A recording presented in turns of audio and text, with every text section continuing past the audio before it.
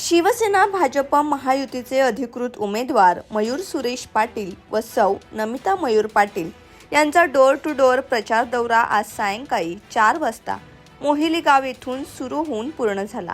या प्रचार दौऱ्याच्या सांगता प्रसंगी महायुतीचे पदाधिकारी व कार्यकर्ते मोठ्या संख्येने उपस्थित होते। घराघरात जाऊन मतदारांशी थेट संवाद साधत नागरिकांच्या समस्या आणि अपेक्षा यावेळी त्यांनी जाणून घेतल्या। दरम्यान शुक्रवारी 9 जानेवारी रोजी उपमुख्यमंत्री एकनाथ शिंदे यांची जाहीर सभा होणार असल्याची माहिती मयूर पाटील यांनी माध्यमांशी बोलताना दिली।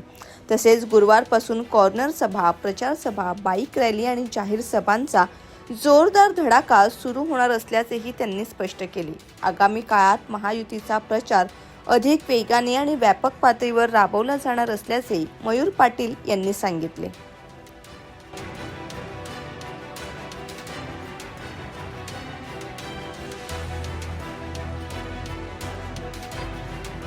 जनतेला आज या प्रभाग क्रमांक 4 मध्ये आज मोहिली गाव इथे मला वाटतं आज डोर टू डोर प्रचाराचा समारोप होत आहे।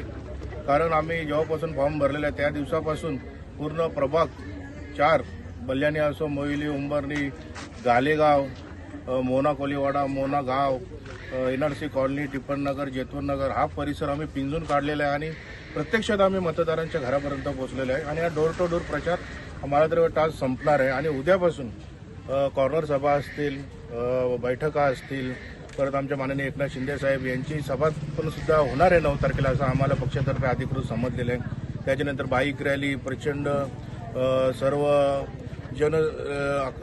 सर्व लोकांना घेऊन एक रोड शो अशा प्रकारचे आयोजन आमच्या पॅनल क्रमांक 4 मध्ये करण्यात आलेले आहे। नक्कीच आमचा विजय हा पक्का आहे। जनतेला काय आवाहन कराल?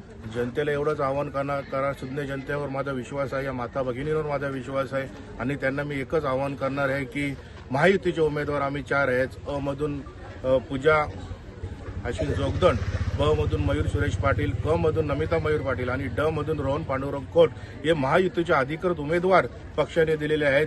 आणि जेव्हा गुरुवार जो वार आहे त्या दिवशी 15 तारीख आहे, 15 जानेवारी गुरुवारी आपण आपल्या जवळील पोलिंग बूथवर जाऊन धनुष्य बाणासमोरील बटन दाबून या महायुतीच्या 4ही उमेदवारांना तुम्ही प्रचंड मताने विजय कराल असं मी सर्व जनतेला, माझ्या बंधू भगिनींना मी विनंती करतो। धन्यवाद।